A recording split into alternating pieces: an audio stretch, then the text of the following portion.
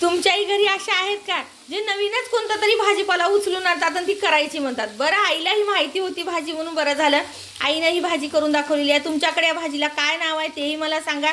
आमच्याकडे तर याला पटाड्याच्या शेंगा म्हणतात.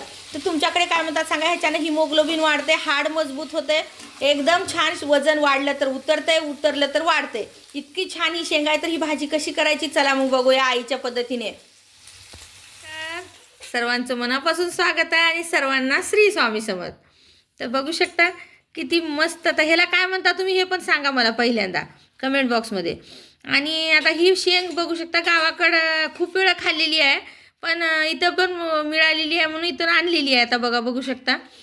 तर किती छान आहे ही शेंग. काय म्हणता हेही सांगा. आणि आमच्याकडे ह्याला पटाड्याच्या शेंगा म्हणतात. तुमच्याकडे काय म्हणतात सांगा.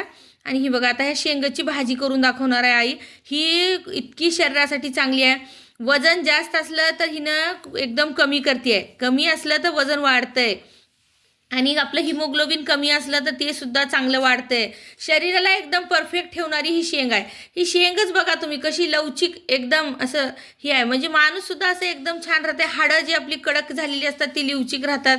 खूप छान ही शरीरासाठी एकदम मस्त आहे. आता आपण ह्याची भाजी कशी करायची ती आई दाखवणार आहे. बघूया आता आपण ही भाजी.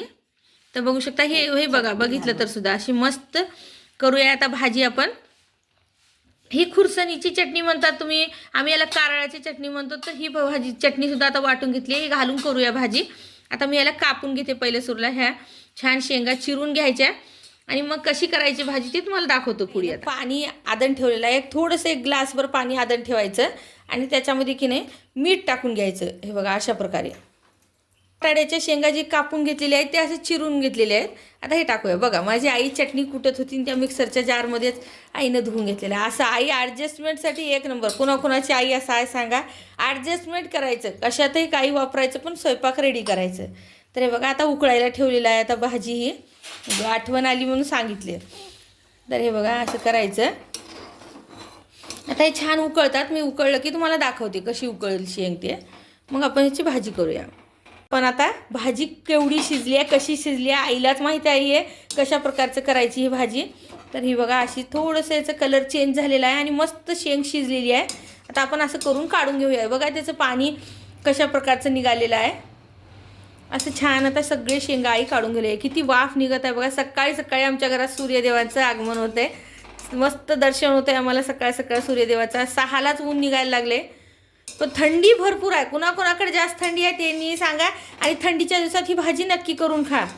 मस्त चपाती भाजी छान लागते. मुलांच्या डब्यालाही दिला तर पोळी भाजी म्हणून.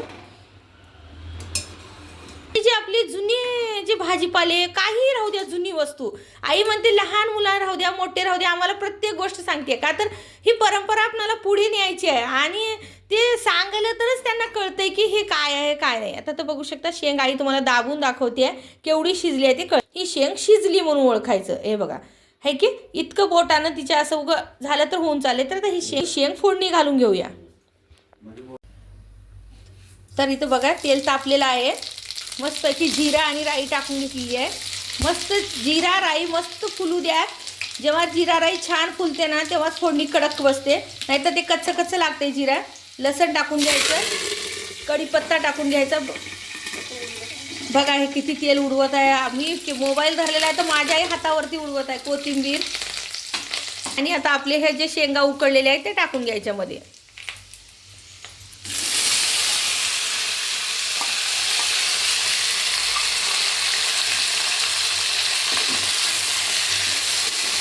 असं छान छान परतून घ्यायचं आपण.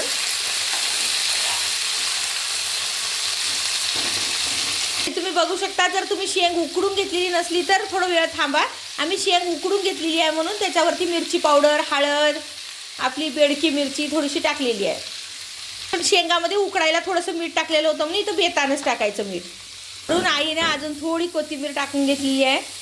भरपूर टाका कोथिंबीर, छान राहते, हिरवं राहते आणि भाजी पण टेस्टी होती. खमंग शेंगदाण्याचं कूट टाकलेलं आहे थोडंसं.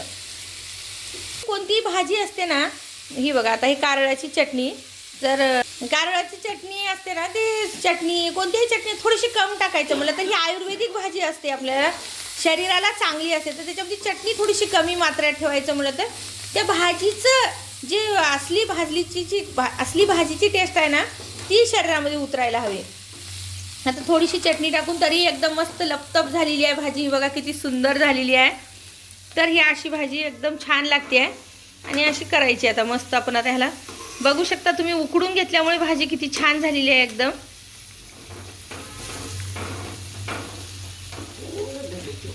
आता थोडंसं ह्याला वाफ येऊ देऊत, आपण दमू देऊत.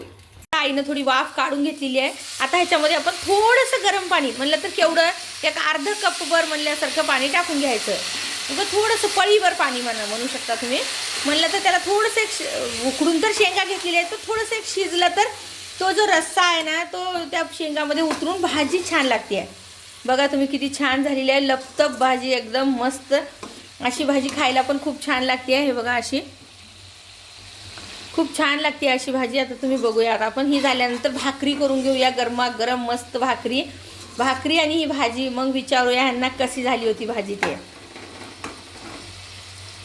भाजी कशी झालेली आहे. सुरूला तुम्हाला पाणी टाकलं तर वाटलं असेल ना एकदम ही कशाला असं भाजी केली आहे, बापरे वाटलं असेल, पण नाही, ही भाजी एकदम मस्त झालेली आहे. बघा बघू शकता.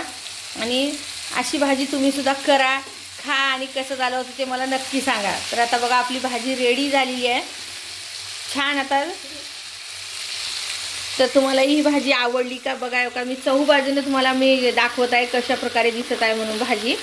तर तुम्हाला ही भाजी आवडली का, मग आवडली असेल तर नक्की लाईक करा, शेअर करा आणि सबस्क्राईबसुद्धा करा. धन्यवाद. श्री स्वामी समर्थ.